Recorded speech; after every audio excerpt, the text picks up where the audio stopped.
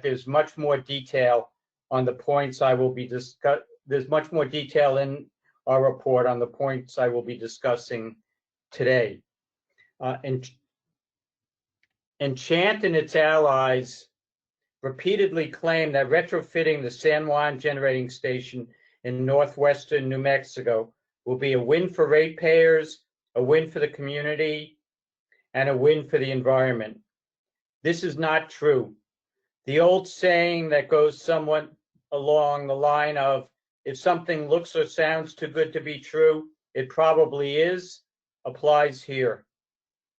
Enchant's promises are based on a number of incorrect facts, misleading statements, and the dismissal or failure to acknowledge the major risk that the carbon capture retrofit project entails.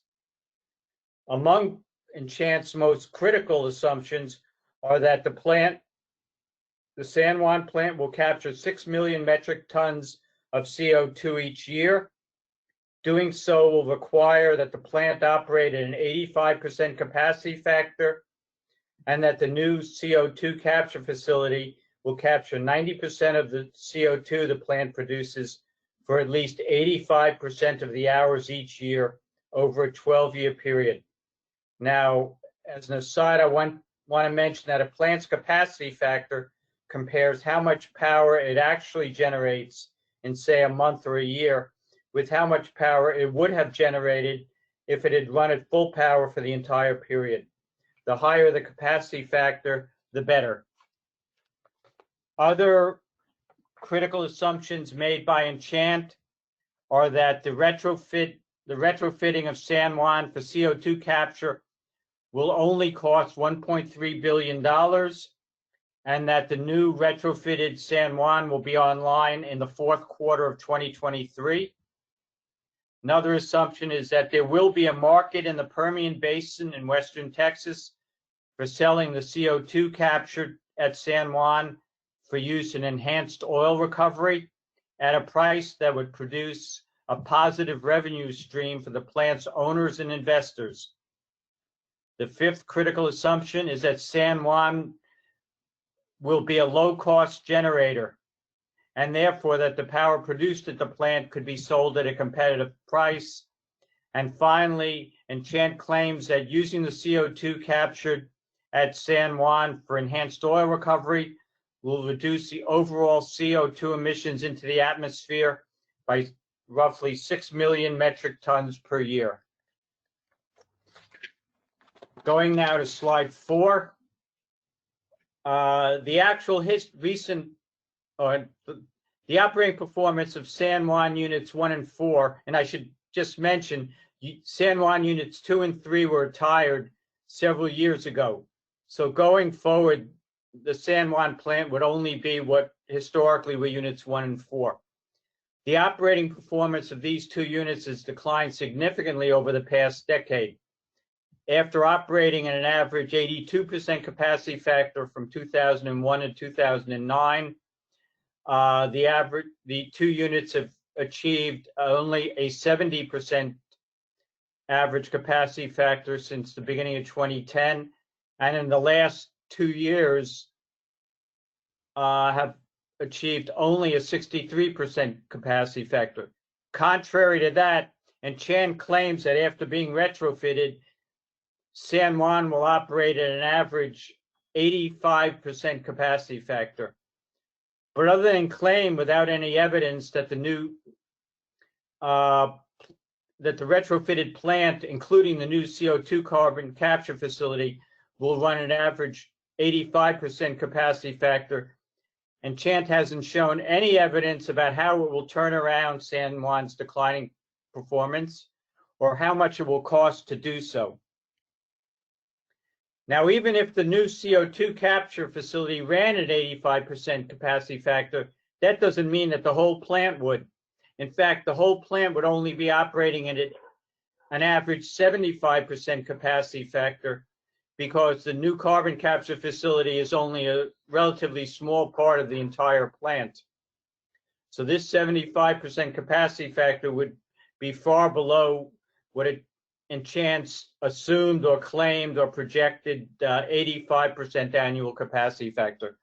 That's the third bar there, the one, if you can see in color, that is purple. So Enchant is assuming 85%. We acknowledge that if there's any improvement over historical improvement, it would be at most up to 75%. Now, Enchant's assumed 85% capacity factor for a retrofitted San Juan plant flies in the face of industry-wide experience. In 2018, the last year for which we have full operating data, only 13 of the 390 operating coal-fired units in the U.S. ran at an 85% or higher capacity factor. That's barely 3% of the entire fleet, while 57 units failed to achieve even a 30% capacity factor in 2018. Only 4 of the 390 operating units, just 1% of the total, posted an average capacity factor of 85% or higher during a 4-year period from 2015 to 2018. At the same time, 36 units had capacity factors of 30% or lower during the same 4-year period. So you can see how dramatic a change from industry experience Enchant is assuming and claiming that it will be able to achieve at San Juan. Now, there are a number of electricity market forces and other factors that are likely to drive down San Juan's future capacity factors below even the 70% average capacity factor units 1 and 4 have achieved since the beginning of 2010. The price of natural gas is expected to remain very low. There's growing competition from ever declining cost renewable resources and energy storage. The Western power grid is becoming increasingly integrated. San Juan units 1 and 4 are aging. The current owners we believe, are reducing their expenditures on maintenance in anticipation of retiring the plant in the middle of 2022. And finally, San Juan can be expected to be a much more complicated plant to operate with carbon capture than just being a normal coal-fired plant that's only concerned with producing electricity. 90% CO2 capture, which Enchant claims will be achieved on a regular basis at a retrofitted San Juan, has not been proven over a sustained period. I'm trying to go through these slides quickly. You can read them on your own. The slides will be posted, as will be the report. There are only 2 coal-fired power plants in the world that capture the CO2, Petronova in Texas near Houston, and Boundary Dam 3 in Saskatchewan. Petronova's owners have not provided any public evidence to support their claim that the plant is capturing 90% or more of the CO2 it produces. It processes from the W.A. Parish Unit 8 coal plant near Houston. However, even without any supporting evidence, proponents of CCS, like Enchant, continue to claim that Petronova actually is achieving 90% capture rate. But I can't emphasize more strongly, the owners have not released any public data supporting the 90% capture rate.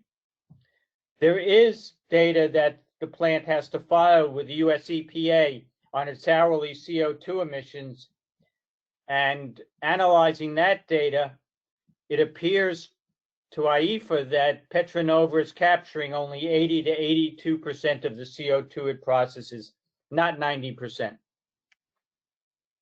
As I mentioned before, Enchant is assuming that the carbon capture facility, a retrofitted San Juan, would operate for at least 85% of the hours in a typical year.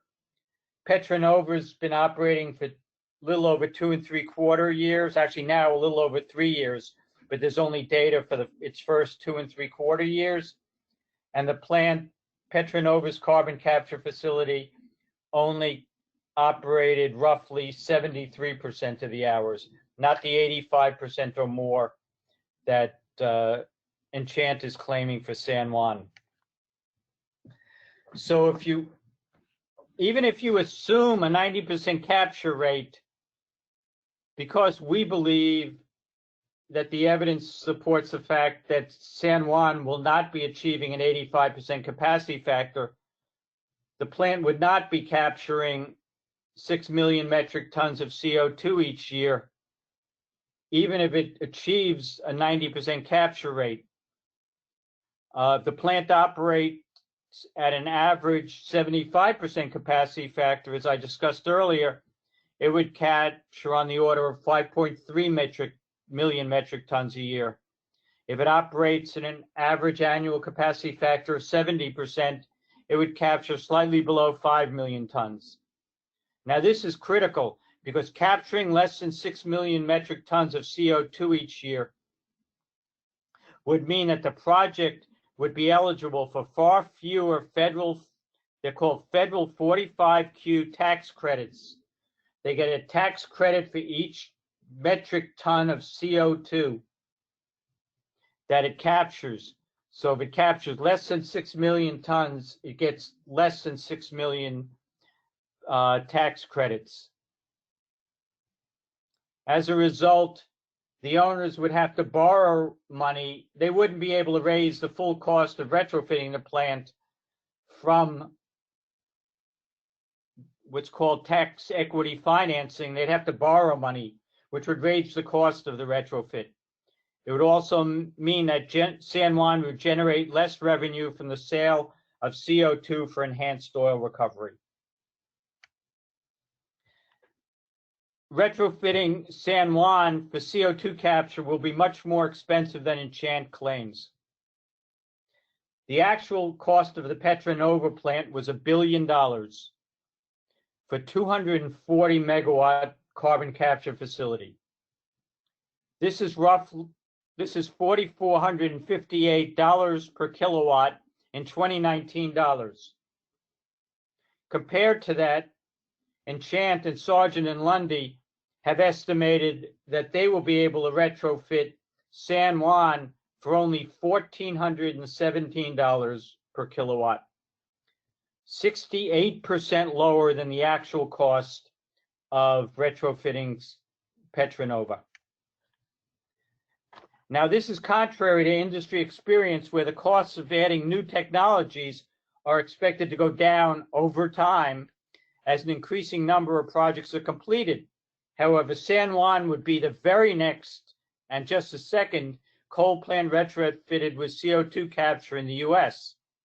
For example, the cost of installing new utility scale solar capacity dropped by nearly 70% in the US between 2018 and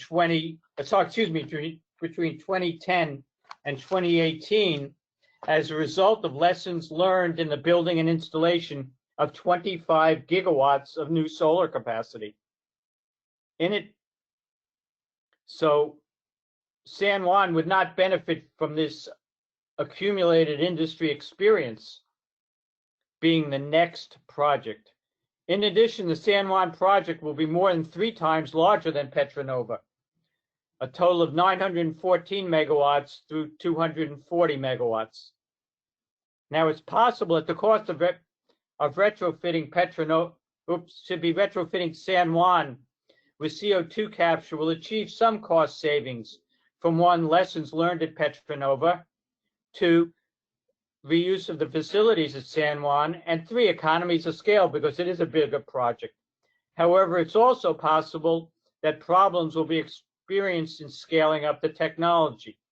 This has happened with other technologies, nuclear, the Kemper plant, Southern Company's Kemper plant, which was planning to use a different technology of carbon capture, but it was scaling up what it said was a proven technology for coal gasification, but that ran into lots of problems.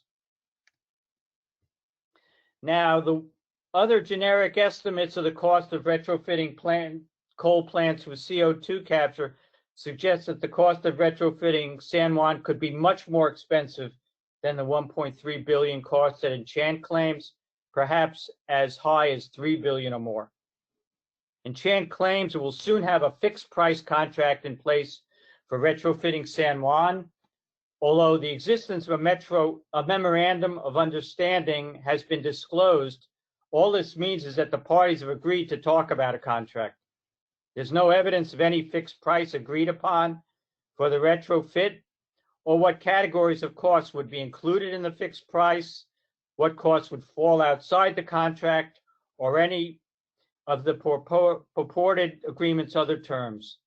Moreover, having a fixed price contract does not guarantee that the CO2 capture facility actually would be built at the contracted for price, or that the owners would not bear any of the risks of cost overruns.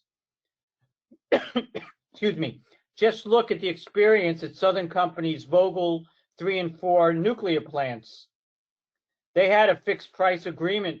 Southern Company had a fixed price agreement with Westinghouse, but when the estimated cost of building the two units doubled, Westinghouse and its owner Toshiba declared bankruptcy.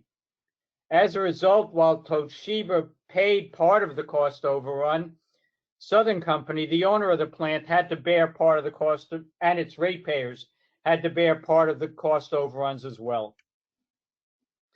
Capturing CO2 at San Juan will be much more expensive than Enchant claims.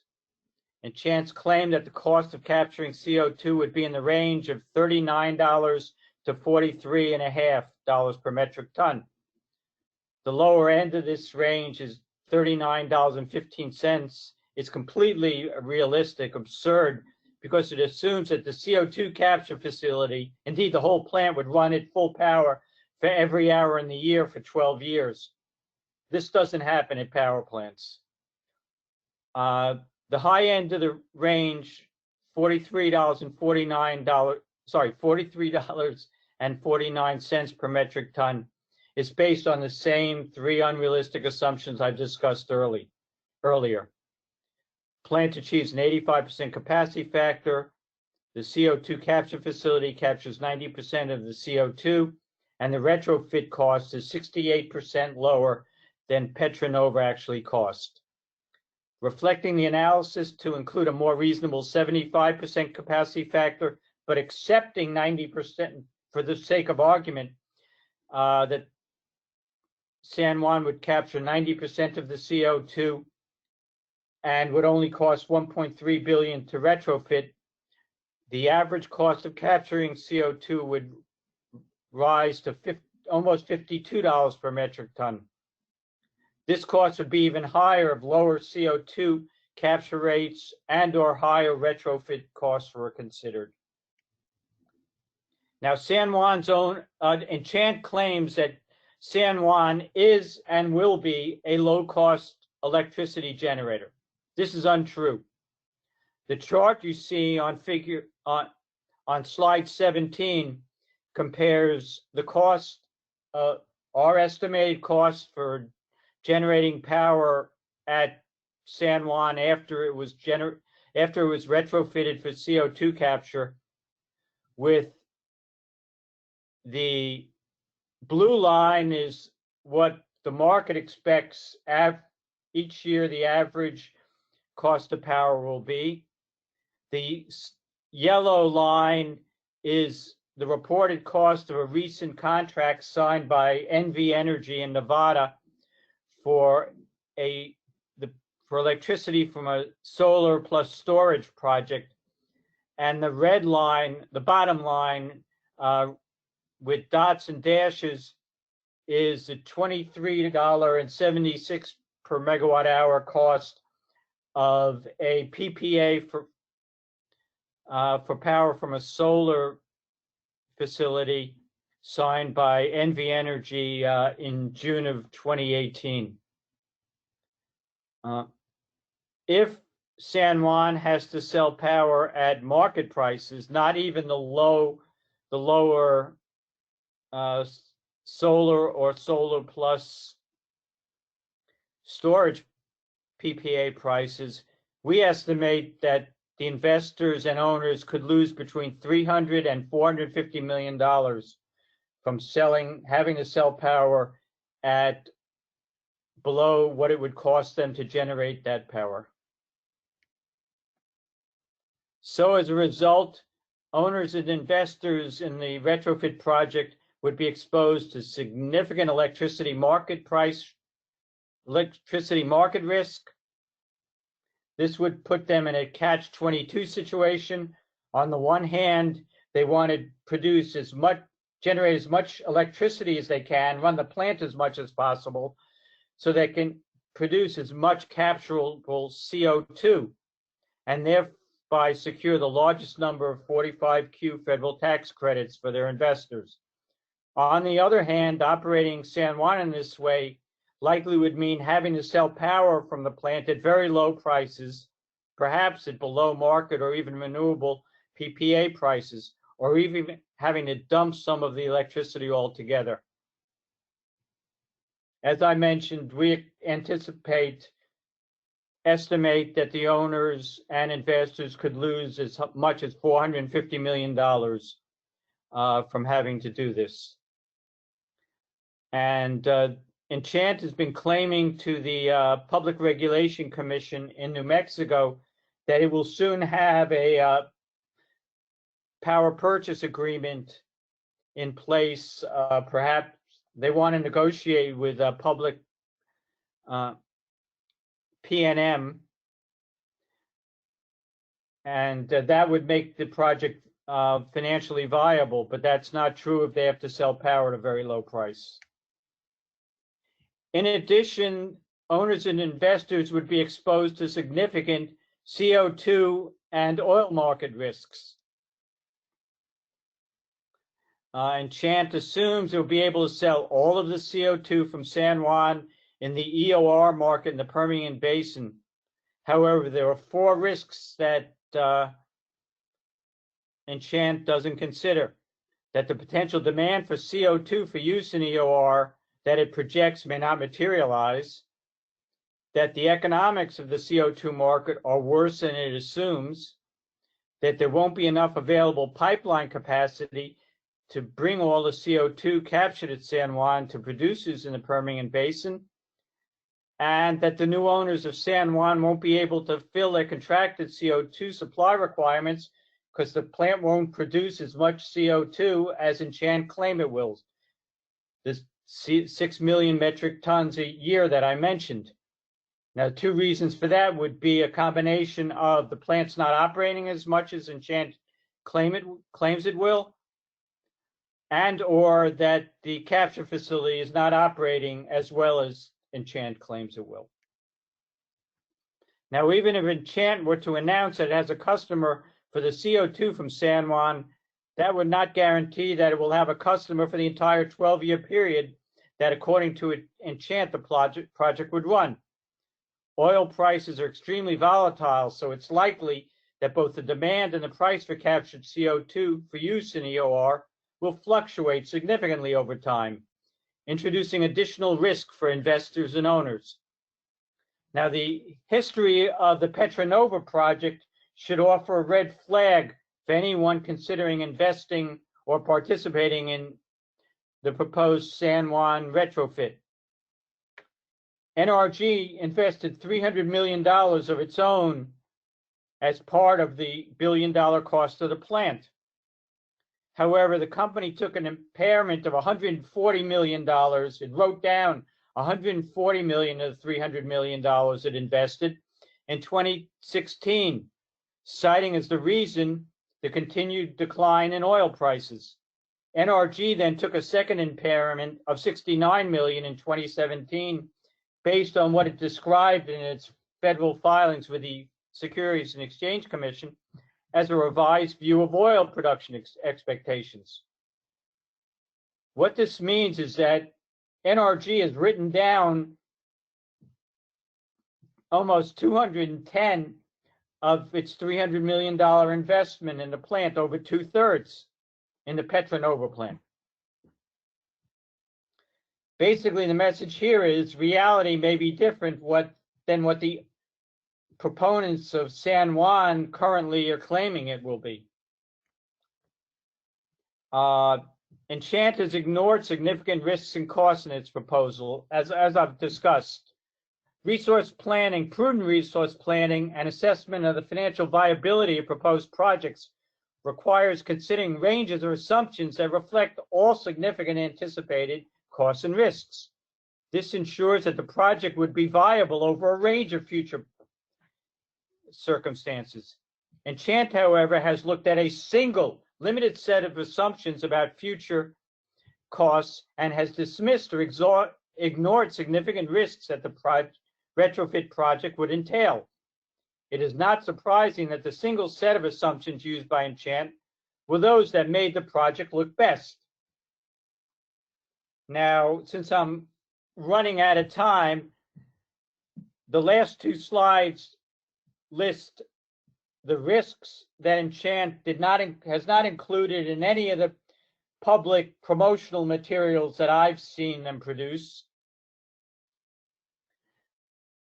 and the costs, the series of costs that they've not included in their analysis. Finally, I would mention on the environmental claim that the retrofit of San Juan and the use of the captured CO2 for enhanced oil recovery would produce an environmental benefit and reduce CO2 emissions into the atmosphere by 6 million metric tons a year.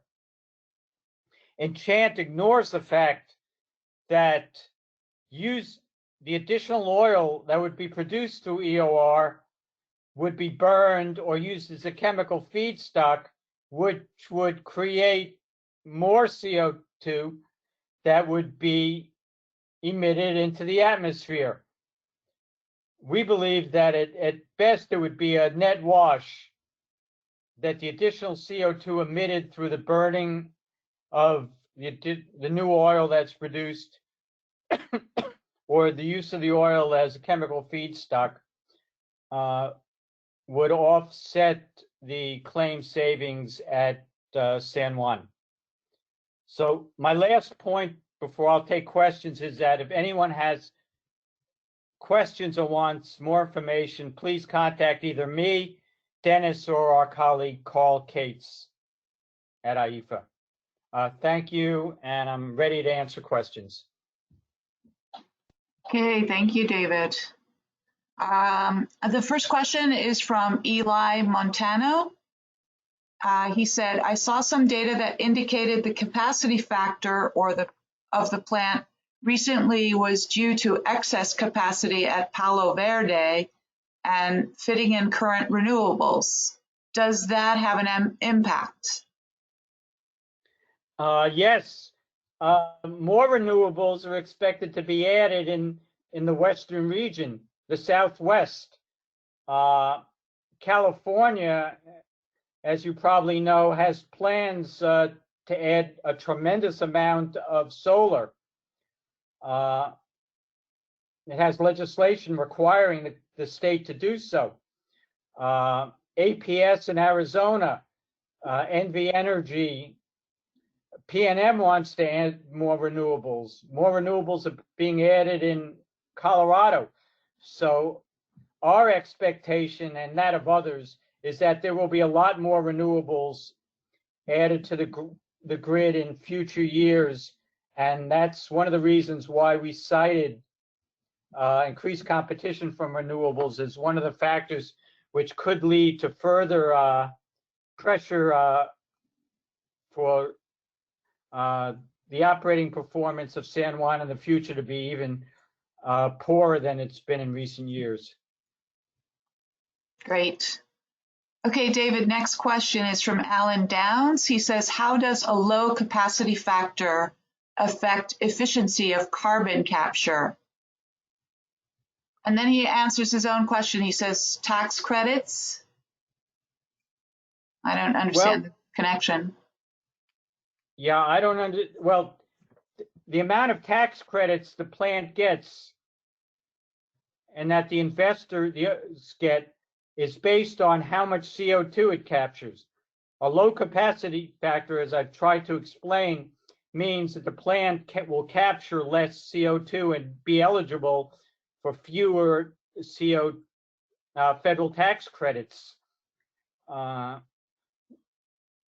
think that's what you mean, Alan. Maybe you could re-ask your question a different way. Hope I've answered Alan, do you it. want to respond? I don't know. I just unmuted him, but I don't hear anything. So David, I think I'll go to the next question. We can come back to him. The next question is from Hannah Grover. She said, could you address this statement from Los Alamos National Laboratories released in December? They said, because capture efficiency data have not been reported publicly, several investigators, including you and Jacobson 2019, have tried to infer efficiency from data that are publicly available. Available data include total CO2 emissions, and converting these to capture efficiency involves a number of assumptions that can lead to misleading inferences. So I don't know what, if you want to comment on that comment. Sure, I'll be happy to. The Los Alamos report,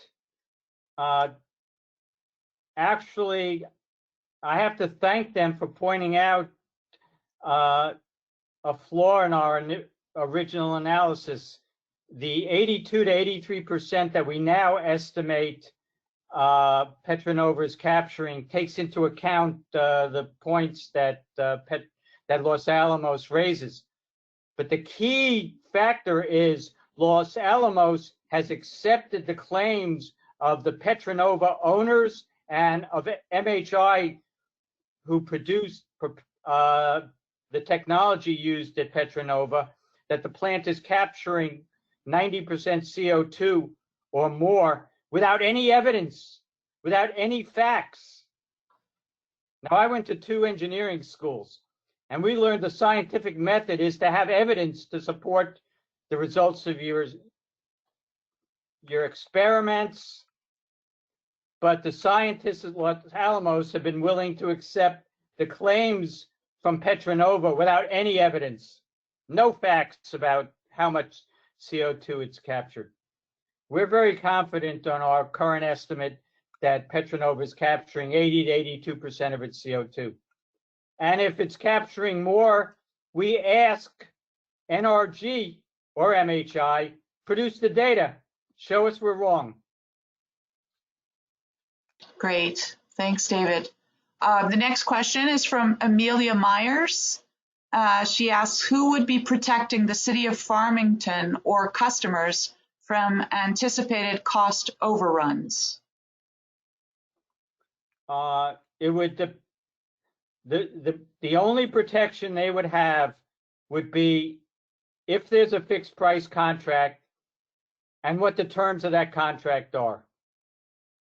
As I explained, the experience at Vogtle and other power plant construction projects does not offer much comfort that fixed price contracts always mean that the price is fixed.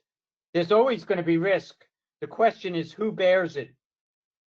Enchant makes it seem like the builder will carry the risks, but again, there's no agreement, and there's been no public information on what the terms of any agreement would be.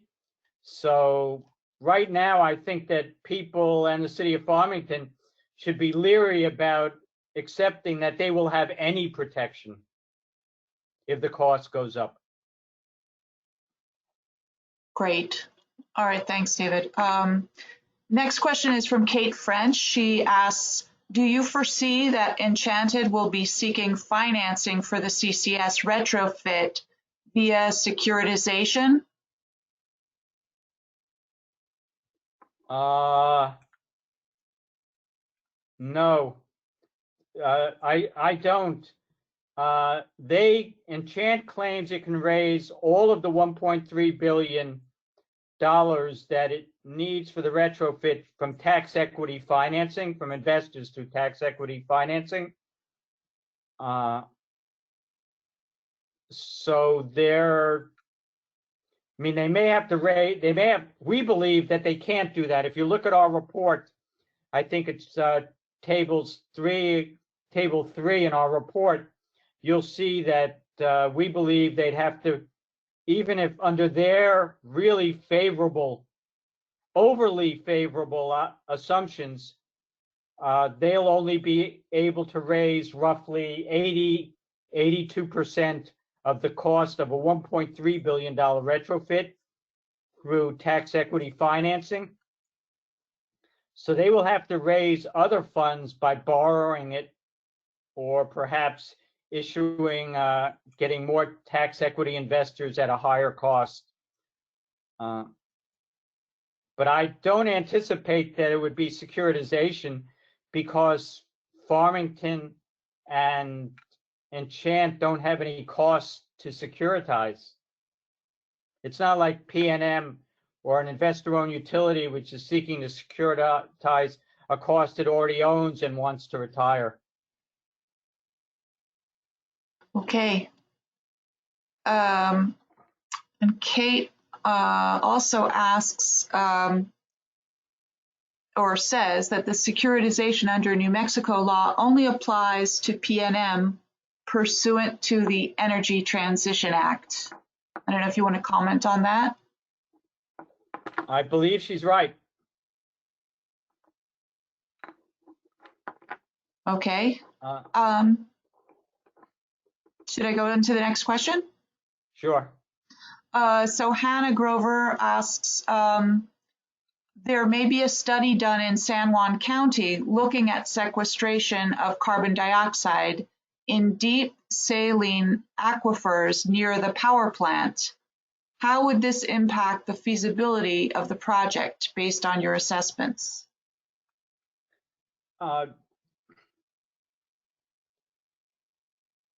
We don't think that it would make the project financially viable. Let me explain. For each metric ton of CO2 captured, the federal tax credit, the 45Q credit, would be roughly $35 per ton. In addition, that's if the captured CO2 is used for enhanced oil recovery. If the CO2 is permanently sequestered, as I believe Hannah is her name, suggests, the tax credit would go up to, I'm sorry, and if the CO2 is used for enhanced oil recovery, there's a $35 federal tax credit, and Enchant assumes that it will be able to sell the captured CO2 for EOR for $15 to $20 per metric ton. So it's a total of roughly $50, $55 per metric ton that they would be receiving in revenue. If the captured CO2 is instead used for permanent sequestration, the federal tax credit goes up to $50 a ton, and they would not get any revenue because they wouldn't be selling the CO2 for enhanced oil recovery. So under permanent sequestration, their revenue would be $50 a ton. Under using the captured CO2 for EOR, the revenue under Enchant's assumption would be between 50 and 55. So there's not much of a difference in terms of the overall financial viability of the project. It's not viable under either proposal because there will be a cost associated with the permanent sequestration as well. Okay. The last question I have, oh no, there are more questions. Okay, here's another question from Alex.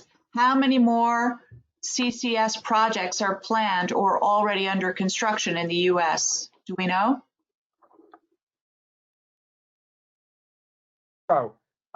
A number of other plants have recently gotten federal funds, as has Enchant for San Juan, to do a a feed study, a front-end engineering design study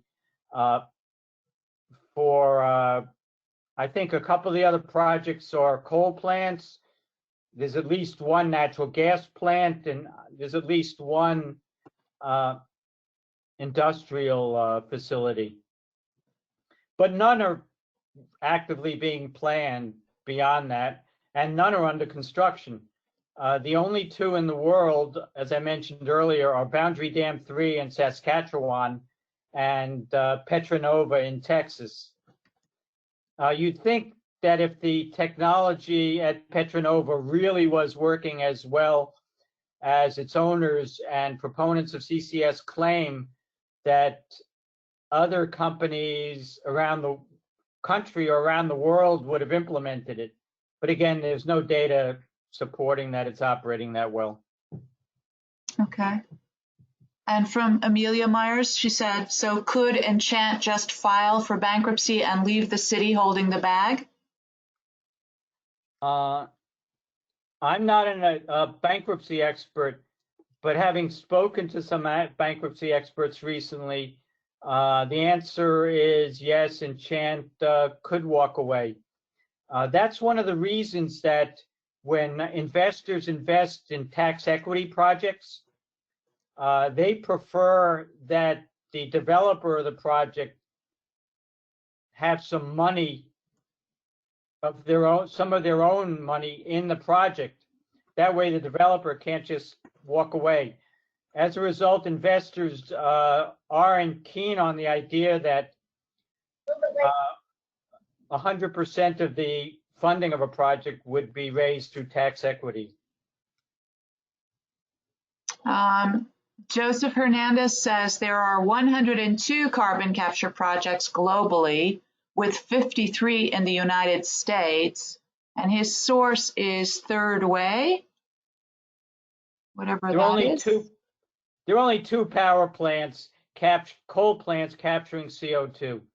A number of them are for industrial uses, which is very different.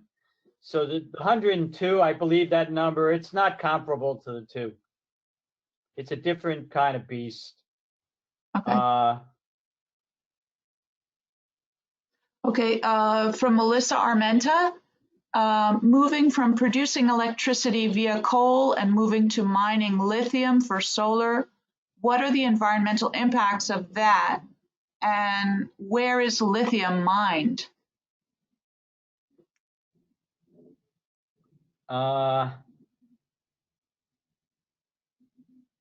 Lithium is mined in China and in other places in the world. I don't follow the question. Does she want me to compare the environmental impacts? Yes. Yeah, what would be the environmental impact of moving towards mining lithium for solar? Well, there might be a local environmental impact, but the use of solar is, in terms of climate change, is that solar and wind don't burn any fossil fuel and don't emit any CO2. Right. That's the environmental impact. There may be localized impacts near the mines. You'd have to go look on a mine-by-mine basis. But coal mining has major environmental impacts separate from emissions of CO2. Okay. Connie Denning asks, does IEEFA support carbon capture anywhere under any scenario?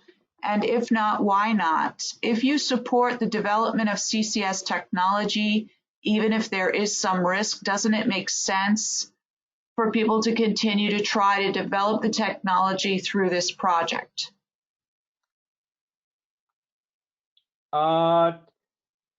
We haven't found.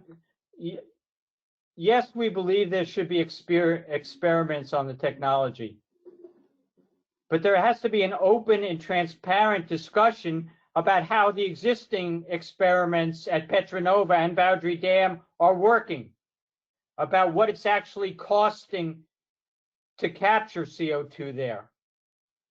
We know now that we have an alternative for reducing CO2 emissions. That's using renewable resources. That's using energy storage. That's using energy efficiency. And they don't involve continuing to burn coal and emit 10%. Even if you assume a coal plant captures 90%, it still emits 10%.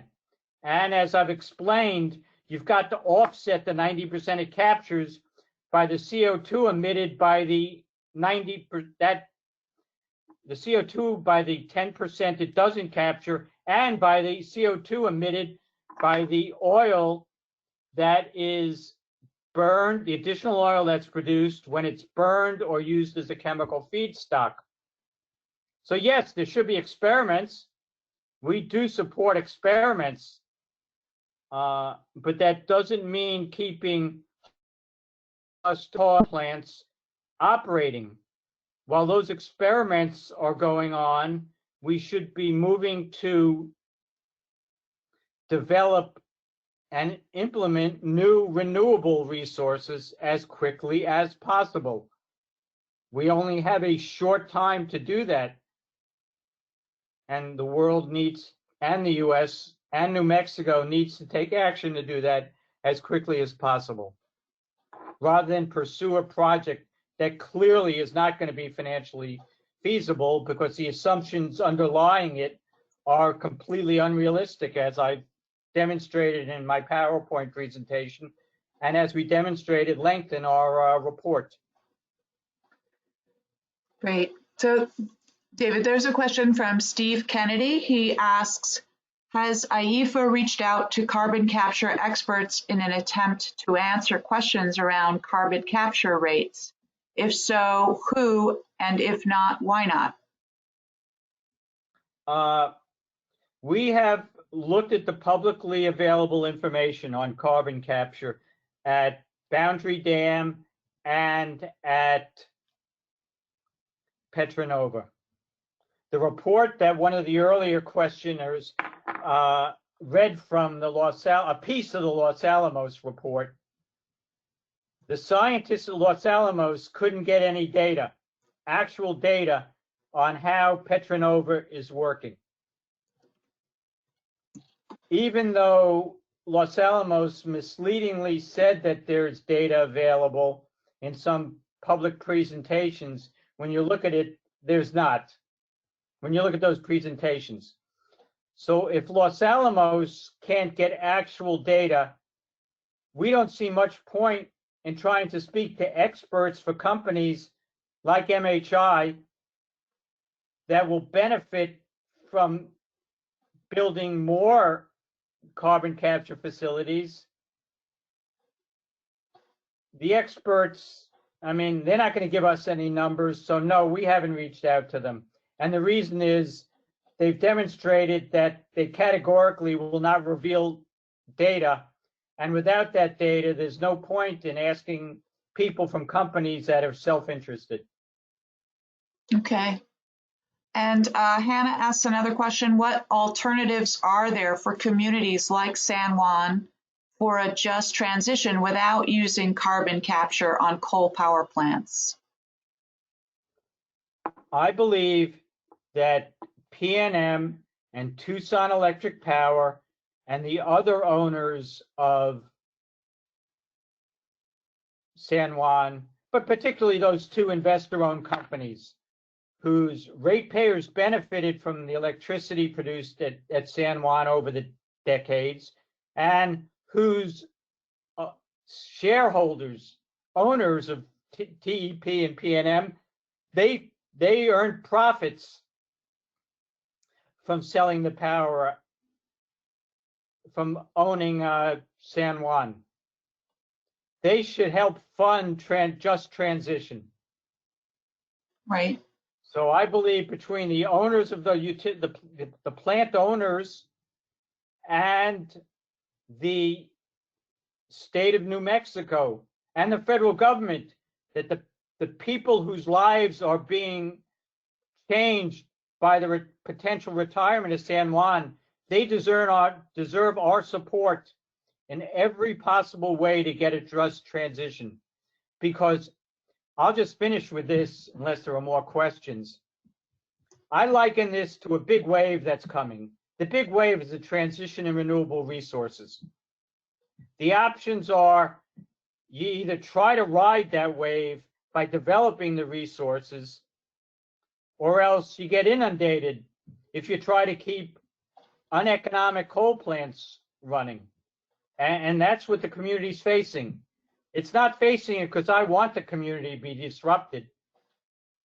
It's what's happening in the markets. The energy markets are undergoing a revolution and will continue to undergo that revolution. And I would hope that Farmington would get the support to enable it to ride that transition rather than be inundated by it.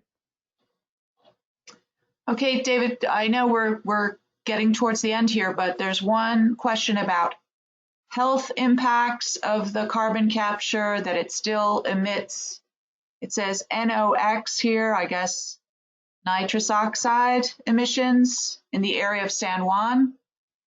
And that already has a high amount of ozone, which leads to many health issues. That's one question. And then Zach Pavlik asks, since utilities and states are increasingly committing to shifting to carbon-free energy, would this complicate Enchant's plans to find a buyer for their electricity? They have stated that it will be low-emission energy, but will that be enough to offset the fact that it is a coal-fired power plant in the eyes of, for example, California, one of the names Enchant consistently cites as its biggest future buyer? I believe it will. I find it hard to believe that California, which has worked so hard to develop its own renewable solar resources and is increasingly looking to shut down natural gas plants, that California is going to buy coal-fired produced electricity. Because I believe that California will look at it, as I've presented a couple of times, that you're not really reducing the CO2 emissions from San Juan as much as displacing it to other places. Again, the CO2, if you use it for enhanced oil recovery, you're not saving much of any CO2 emissions into the atmosphere. So I believe that Enchant will have significant trouble selling the power from San Juan under the guise of low emission electricity. Solar is low emission, wind is low emission. Coal-fired power plant produced electricity is not low emission. Okay. So I think we addressed most of the questions, David. Is there anything else you want to add before we sign off? It's almost 2 o'clock. People have more questions. You can see the email addresses on the last page of our PowerPoint. We'll be happy to engage with you. Thanks for listening to me today. Thank you, everyone.